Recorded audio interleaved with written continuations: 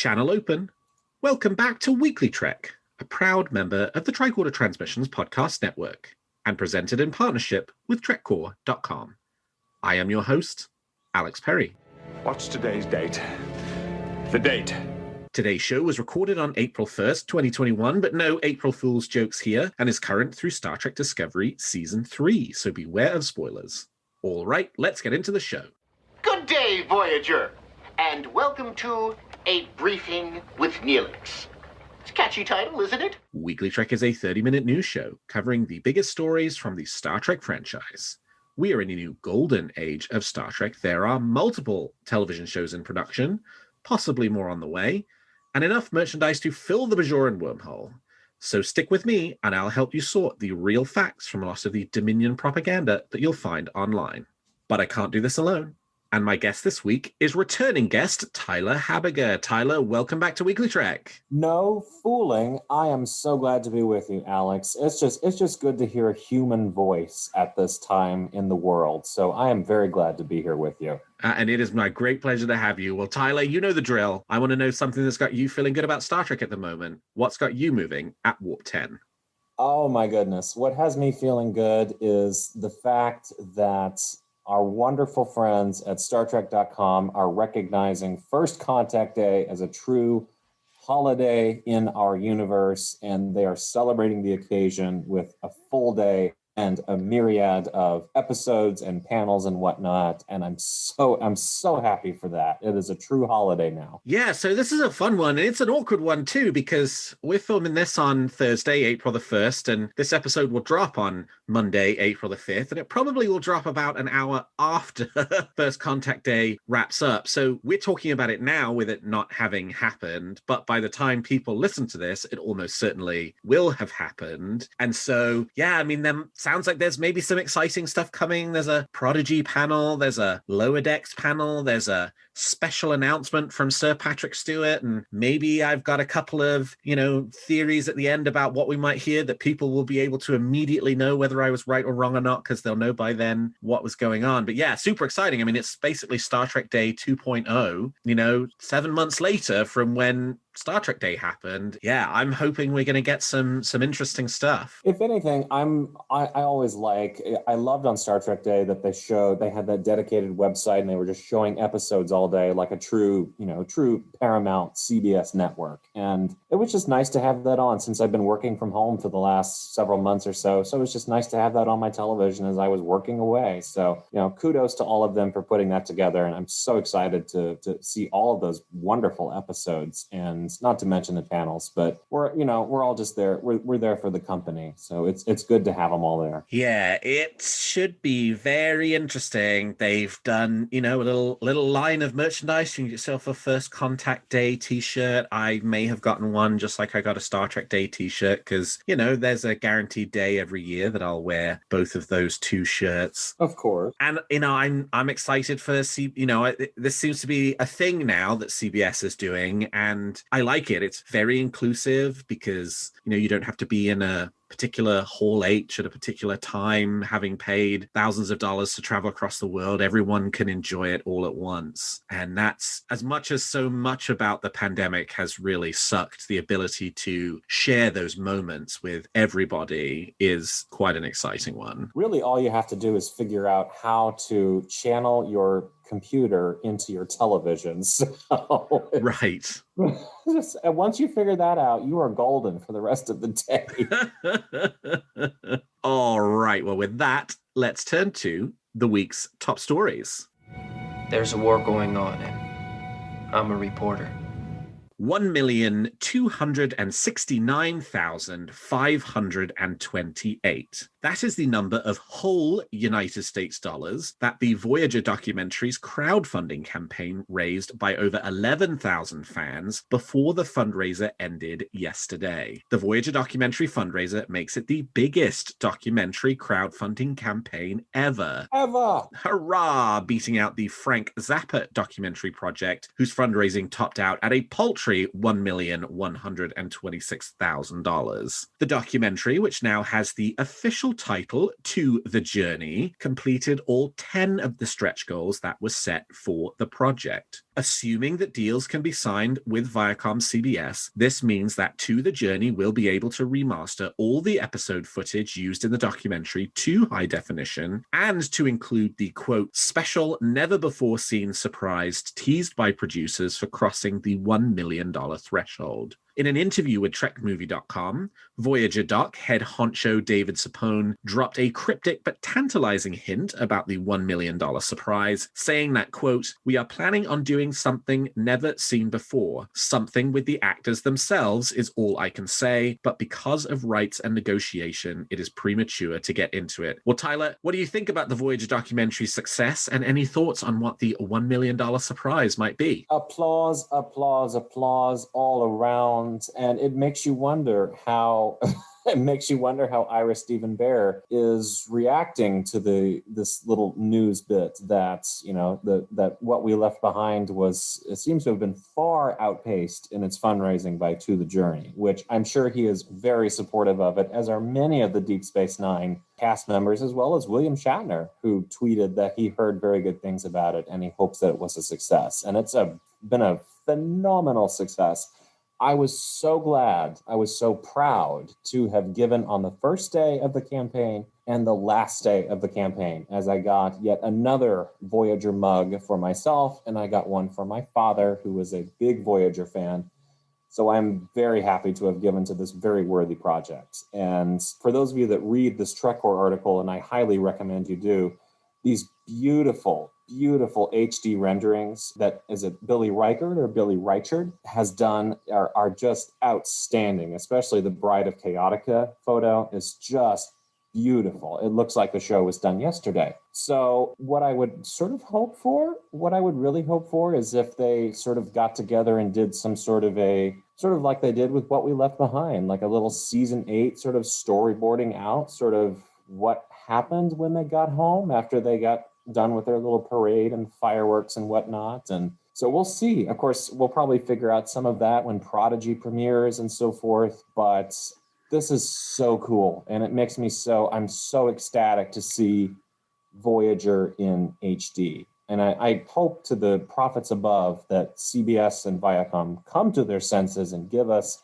HD Deep Space Nine and Voyager conversion, because this is what the shows deserve as they approach their 25th, 30th. TNG is coming up on the 35th anniversary, and they've gotten a beautiful HD remaster. So I know it's costly, I know it's expensive, but the demand is there. We've raised $1.2 million in this time, and so the demand is there. So let's make it happen, folks. Yeah, I mean, I think on that first point around What We Left Behind versus To the Journey, I think To the Journey's success is 100% credited to What We Left Behind. I think if you flip the documentaries, the Voyager documentary would make 600,000 and the Deep Space Nine one would make 1.2 million. Agreed. Because it's less about the popularity of either of those individual shows. More, I think it's that everybody saw how amazing the Deep Space Nine documentary was, and many people who did not get in on that crowdfunding campaign when it came out, because at that point it was sort of this kind of unproved, let's do a Deep Space Nine doc type thing, were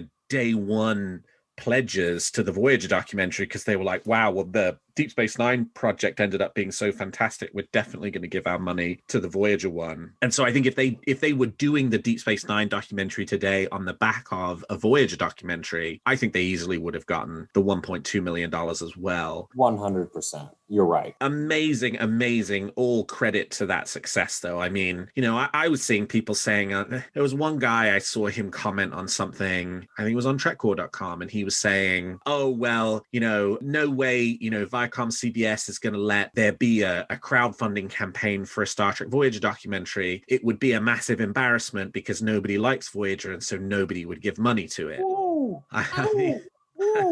I mean, talk about egg on your face today, right? many eggs. I mean, it's only now the biggest crowdfunding documentary campaign of all of the many documentary crowdfunding campaigns that there have been of all different kinds of documentaries since the creation of these crowdfunding platforms about 10 years ago. And yeah, I'm super interested in what this $1 million surprise is. It's clearly something to do with, they've sort of said they want to go, they can't sort of redo, you can't recreate magic a second time. So you can't sort of like do the writer's room that was in the Deep Space Nine, documentary, the sort of season 8 writer's room. Right. But that was a really successful concept.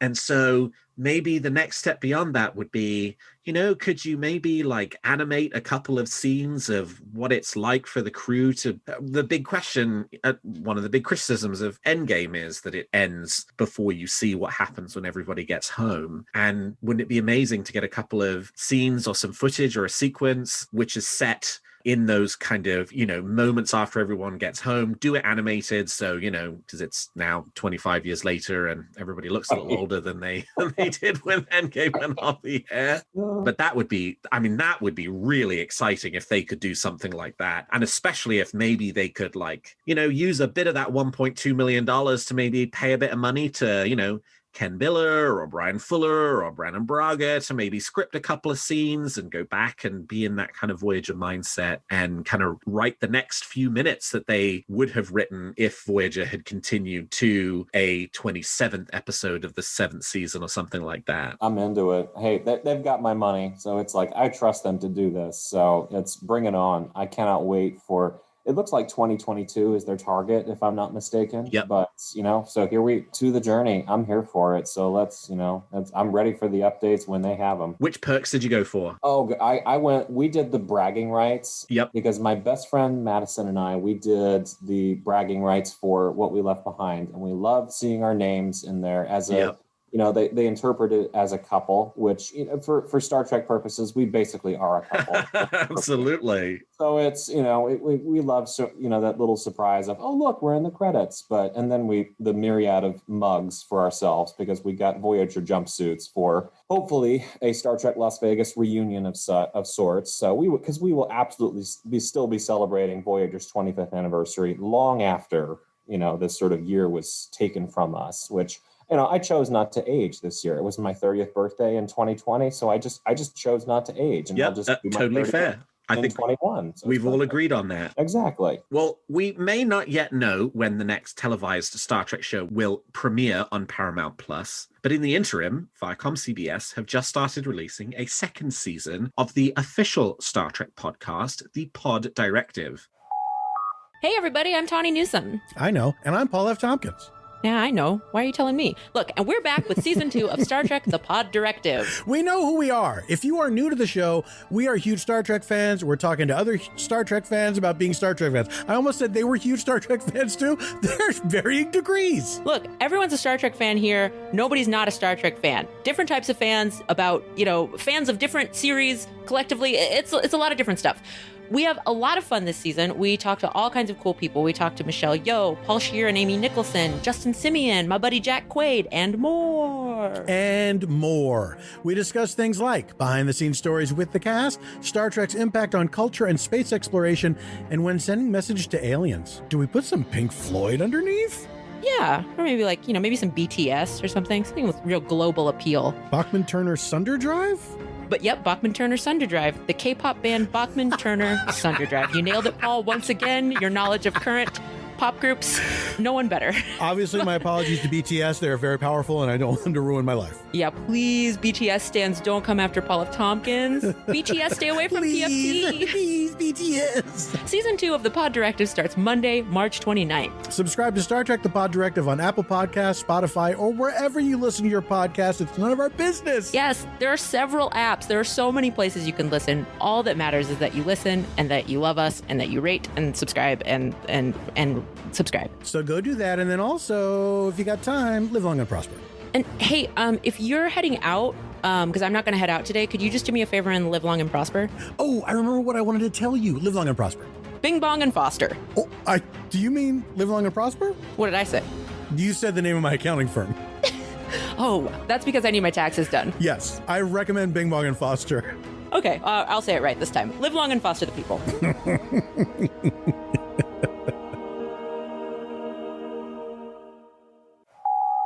Hosted by Star Trek Lower Decks star Tawny Newsome and Lower Decks guest star Paul F. Tompkins, the second season promises more conversations with famous Star Trek stars, fans, and icons. Guests for the second season include Michelle Yeoh and superfans like Paul Scheer, Amy Nicholson, John Hodgman, and many more to come. I just listened to the first episode of the new season last night with Paul Scheer, which focused on Star Trek II: The Wrath of Khan, and it was honestly a lot of fun. I do think that Tawny and Paul have really, really great chemistry together. Tyler, did you listen to the Pod Director's first season, and do you think you'll be tuning in for season 2? I listened to several episodes of the first season, particularly the Ben Stiller episode, which I have to be honest, that really surprised me that he was such a big Star Trek fan. Yeah. There's this little community of Hollywood folks, Tom Hanks, Eddie Murphy, folks like that are just, they are diehard fans. And they've just, that's the one thing that Tom Hanks has wanted to do his whole career is to be in a Star Trek movie. And now we got Ben Stiller to join that crowd too.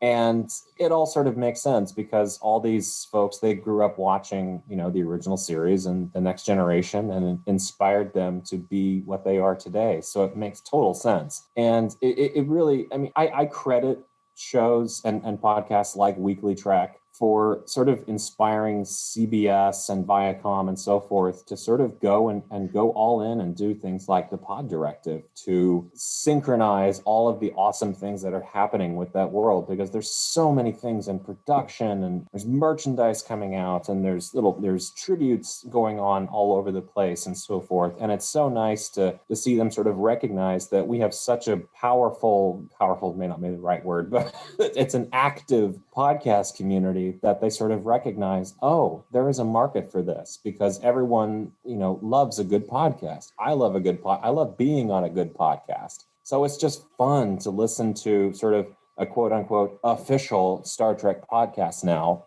direct from the sources, and to have these cool people on discussing, especially the films. That's something that I've really enjoyed that they now have, and they're going to start doing these film rehashes. And, because there's several significant anniversaries coming up for these films, like First Contact is 25 this year, which is mind-boggling to think about. Yeah, sure is. But I'm just so happy, that they sort of recognize that, podcasts are a thing. A lot of Trek fans listen to podcasts and they do podcasts like Weekly Trek. So it makes a fan like me very happy. Yeah, and it's a good niche for an official Star Trek podcast like that, right? In that they have access to a group of potential guests that I don't have access to, and the Trek Geeks don't have access to, and Trek FM doesn't have access to.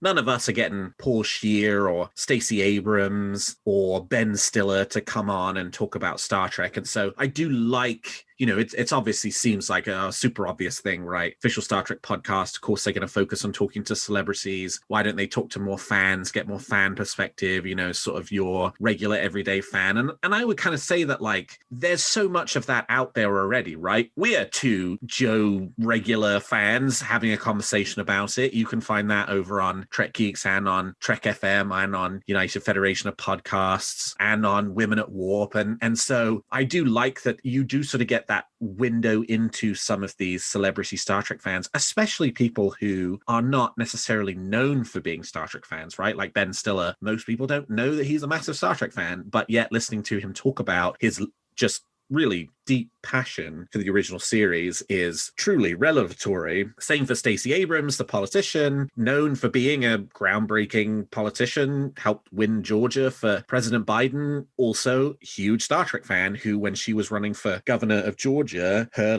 time off at the end of the day was spent watching Star Trek shows, including Star Trek Discovery. So it is nice. I think it is a really good way for the official Star Trek podcast to differentiate itself from all of the fan podcasts to kind of focus on talking to the kind of stars and celebrities that they have much easier access to, and that frankly you're never going to hear. I'll say it now, you're never going to hear Ben Stiller on Weekly Trek, so go check him out on the Pod Directive. I would say never, Alex. You never know who's going to pop into your DMs one day and say, I would love to be on if you ever want to, and you're just going to go, what? I mean, the DMs are open for that very reason. So Ben Stiller, if you're listening, you are welcome on anytime. Pete Buttigieg, Secretary Buttigieg, you're welcome. Stacey Abrams, you're welcome anytime. Just DMs are open. Let's go. Let's do this. Come one, come all. The Boston Museum of Science have announced that they are starting their own fundraising campaign to build a memorial to the actor who brought a love of science to the masses through the character of Mr. Spock. Announced on what would have been the actor's 90th birthday, which was also declared Leonard Nimoy Day by the city of Boston, the Science Museum has set aside a $1 million fundraising goal to build a sculpture memorializing the famed Vulcan hand gesture developed by Leonard Nimoy that symbolizes the aphorism, live long and prosper. Designed by artist David Phillips, this 20-foot-tall illuminated stainless steel structure will stand in front of the Science Museum, which is located in the West End neighborhood of Boston where Nimoy grew up. The monument is being built in collaboration with the family of Leonard Nimoy. And to learn more about the monument and to donate, head to mos.org, museumofscience.org, mos.org/Nimoy. Tyler, this is a pretty impressive looking design, don't you think? I love this. And just like his family mentioned in this release that's here, Leonard would have loved this because their collaboration goes back decades. Because from what I remember reading is that he provides the voice of the introduction film, which is fantastic. So it all makes sense that this sort of comes together and that he would have absolutely loved this. And the fact that he has given, he may have only recorded that for maybe an hour's worth of his time, but it has inspired thousands, if not millions of people that have come through this museum. And so this is a well-deserved tribute to his life. And to announce it on his 90th birthday, I mean, that's so perfect. And, he's been gone now for, six years now, Alex. Yeah. And his contributions are still being felt throughout our world through little things like this. This is phenomenal. And I'm so happy about it. But I will say that, last time I checked right before we started recording, I think it was, they've raised about $16,000 from this, which is fantastic. And I know the Trek fans are capable. So let's get to giving on this because Leonard deserves it. I also think we need to hook them up with some of our merchandising people because I think the perks are a wonderful part of the Voyager documentary. So I do think we need to get some LLAP shirts going for these folks, but I'm all in for giving to this because this is such a beautiful tribute to him. And, it makes me want to visit Boston more. So I'm ready for it. We are just coming off of the back of raising, of the fans, 11,000 of them raising $1.2 million for the Star Trek Voyager documentary. So we have certainly shown that when we are organized and ready to do something, we can raise over $1 million and we can do it within 30 days. It certainly sounds like, and I think the announcement and the start of the fundraising seemed to me like it was a bit of sort of a soft launch, right? This isn't an Indiegogo. It's not going to expire after 30 days. My guess is they will probably also be seeking philanthropic foundation contributions, corporate sponsorships, that kind of thing, probably to raise part of the money. But yeah, I mean, I'm with you. I think, stand up a little perks machine where a $5 shirt for a $50 donation. And I think you would start to see them raise money more quickly. I think they just sort of haven't fully wrapped their head around what that will look like yet. But it's certainly, we know it's an achievable thing because Star Trek fans just achieved it. And as much as Voyager is beloved by all, Leonard Nimoy is idolized by all on that sort of chart of Star Trek love. And so if we can do it for Voyager, we can do it for Leonard. That's right. Absolutely. So we can do it. It may take a little bit longer, but by God, we will get there. And lastly this week, we have had a raft of new merchandise announcements. After last year's 2 Star Trek Discovery themed Funko Pops, the company will return to the original series this year and continue producing characters in that line. Mirror Universe versions of Kirk, Spock, Sulu, and Uhura are on the way, and in addition, Khan will be joining the lineup, as well as actually a really cool-looking Gorn, Kirk in the captain's chair, and Spock holding the cat Isis from Assignment Earth. And Star Trek licensee Uconic continue pumping out new product. Through distributor Toynik, you can now purchase a Star Trek Discovery pizza cutter. Yes, the spinning saucer section is the cutter for $34.99. In addition, the company has made available 3 multi-tools, one shaped like the TOS Enterprise, one like the Enterprise D, and one like a Batleth. These will set you back only $15.99 a piece. The TOS Enterprise and the Enterprise D are 8-in-1 multi-tools. The Batleth is a 6-in-1 multi-tool. The Batleth looks really good, actually, with the little screwdriver on either side. And you can also give your camping gear a Star Trek theme with the new Star Trek The Next Generation Shuttlecraft Goddard camping tent theme to look like the iconic Type 6 shuttlecraft from TNG. That one was just announced today. And if that wasn't enough, Hallmark Ornaments have announced that Mira Spock and Mira Chekhov will join their new Storyteller series that kicked off last year, and more Hallmark Star Trek announcements are on the way. Well, that is a lot of merchandise for 1 week. Tyler, are you buying any or all or none of these products? I am absolutely buying several of these products. I won't lie, I have already pre-ordered my beloved Kirk will always be my captain, and that is first captain I was introduced to as a young child watching Space Seed on a laser disc back in the day. And so I have pre-ordered my Kirk in a Chair, which I hope to get signed by the man himself, Mr. William Shatner, at Star Trek Las Vegas. Knocks on wood that it shall happen. So that is that. I really started getting into Funkos over the past year or so. I can understand why people sort of, it's like a drug, like you must have them all. Yeah, right. I had the privilege of getting a signed Doug Jones Funko from Cool Waters Productions, and it was beautiful. It came with an authentication and things like that and a protector. So I can understand why people say they're like Pokemon, you've got to catch them all. And you've got to get them all. And so it makes me happy that they're making all of these, especially the Uhura, which I'll probably be getting for, several friends that love Uhura and so forth. And but the pizza cutter, I must say, I wore out my Enterprise pizza cutter. So I am in need of a new pizza cutter because I've had way too much pizza over the last year to last me a lifetime. So I definitely need a Spore Drive Discovery pizza cutter for sure. And I have to be honest with you, I love the multi-tools because it looks like you could probably open doors with some of those, which is great because, we're trying to not touch surfaces right now. We're trying to, maintain our health. So these are really some ingenious little toys here. As much as I would love to get a Borg Cube record player, it's a little out of my price range. But for those that love vinyl, that is a great purchase because vinyl is making a huge comeback, and they're wise to sort of invest in that. So these are some great licensees, and I'm all for it. Yeah, I love the Gorn Funko Pop. There's no way I'm not getting that. I'm also going to get the Spock with the cat. My Star Trek merchandise tastes are trending very weird lately, and those are two sort of very off the wall products, and so they have to be mine. I'm also going to get one of those Batleth multi-tools because I think that's super cool. I think that Uconic has been doing some really fun stuff. I mean, this is the crew that did the recent LCARS themed dinnerware and the shuttlecraft slippers and the new Discovery bathrobes, and this is the latest, and they're also the ones doing this fantastic shuttlecraft camping tent. I'm not a camper, and even a Star Trek tent is not going to force me out into the wilderness because I would prefer to stay in a hotel. That's right. Right. But if you are a Star Trek fan and you like going camping, that looks really, really cool. It really does. And as someone that does now own a Star Trek Discovery robe, if that is the quality that these folks are coming out with, it is absolutely worth your time because it is warm, it is comfortable, it is all the things that you would want, especially when you're working from home and you don't have any Zoom meetings that day. That is the way to go.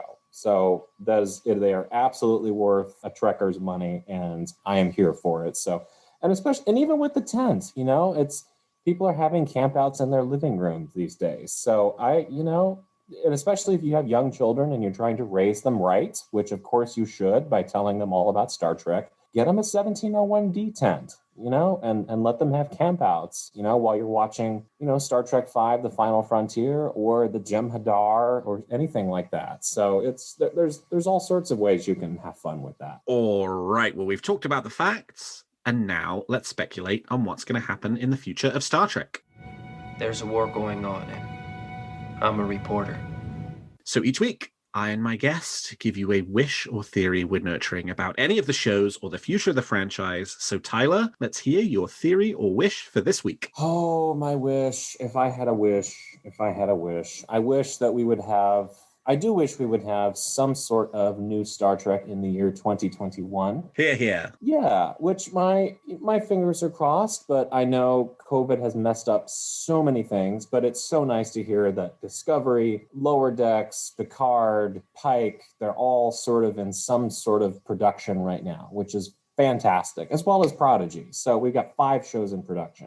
Whether, when we see them, I don't know, 2022 could be, the platinum age of Star Trek. So that's what we get that Trek every week in there. But, if we were to have some sort of a Star Trek day come September, it's like, oh, look, here's some new Lower Decks or something like that. That would make the rest of this year truly magnificent. And, I think they could very much deliver. But, I shan't hold my breath because I know that they know best and it's going to be wonderful no matter what. But what about you, Alex? Yeah, we know the plan is, and of course it's the plan and plans change, but the plan is for Prodigy Season 1, Lower Deck Season 2, and Discovery Season 4 to premiere this year. I think for Discovery, that means premiere, not run the full season. Mm-hmm. That probably it starts in late November, early December type thing, and they do a couple of episodes in 2021 and it sort of bleeds over into 2022. Mm-hmm. Yeah, I mean, it's this sort of kind of transitions us to my theory, which is, what are we going to hear on First Contact Day on Monday? And again, by the time folks are hearing this, you'll know exactly what was said. So you'll know, so I'm either going to sound like a savant or I'm going to sound like an idiot. And I know which of those two I'm most likely to sound like. But come on now. I did this before Star Trek Day, so I'm going to do it before First Contact Day. Here's my ranking of what I think we're going to get on Monday from most likely to least likely. Most likely, given that the Prodigy panel has the Hageman brothers and it has Kate Mulgrew, I don't know how you get to the end of that panel and you don't show us a picture of animated Janeway as she will appear in Star Trek Prodigy. At least a picture, right? We've had the picture of the main characters. I just don't see a world in which you do this panel, you have those 3 people together, and you just glide past the fact that you're not going to show them Janeway. So I think we're going to see Janeway on Monday. I'm feeling pretty confident about this. I also think we might learn some names for characters, and we might get a bit of a better sense of setting for the show. I think this Patrick Stewart special announcement, my guess is he's going to announce that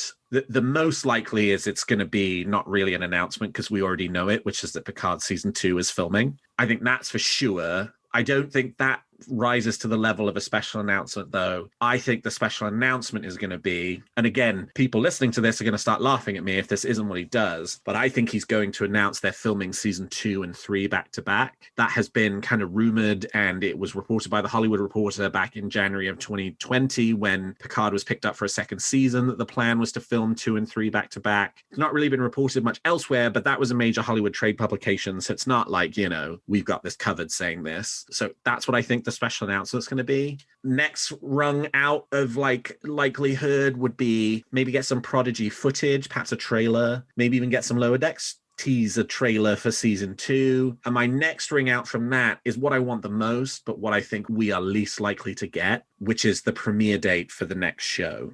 Because I don't think we're quite close enough yet. I think they'll only announce that premiere about 6 to 8 weeks out from whenever it will be. And I don't know that we're yet 6 to 8 weeks out from the next show being on, whether that's Prodigy, whether that's Lower Decks, whether that's Discovery, but certainly not Discovery because Discovery is still doing its 4th season filming. So it's got to be either Lower Decks or Prodigy. Prodigy, they said, later this year, a month ago. So that doesn't make me think that's May. That makes me think that's more like July or August. Lower Decks, Mike McMahon has said in the past, they think they'll be ready to go in roughly the same time frame that they were last year. That's August. So what I really want is the same thing that you want, which is to know exactly when the next show is coming out. And I think there's an outside chance we'll get that on Monday, but ultimately I think it's a small one. But I do think we're going to see Janeway. And if you just hear me, if you've just listened to me say, I'm convinced we're going to get Janeway, and we didn't get Janeway at the First Contact panel, then I'm going to be furious on the next episode. So get ready to hear me be furious in the next episode, or to be very happy because we will have gotten more details about Prodigy. I think you're going to be happy either way. I really do. Like, it's going to be a great day all around. And if I were to, I'm going to go out on a limb with you and say that I think we're going to get a trailer of some kind. I don't know for what show, but I think we will get one. And I think I think we'll see Janeway. I really think we will. So I'm right there with you. And I think your Picard prediction is spot on. I think that's what we'll get to. So I think they'll probably say, we'll be filming all 20 episodes back to back. So that was a fabulous Patrick Stewart impression. So it's my party trick. It's what I do. So that's I think that's what we're going to hear. So, he's been vaccinated. So it's full steam ahead for that guy. He's unstoppable. He's been vaccinated. He's 80 years old. And by now, they should have been done filming the second season of Picard. Like, I just think there's this. Right. We talked about doing 3 seasons.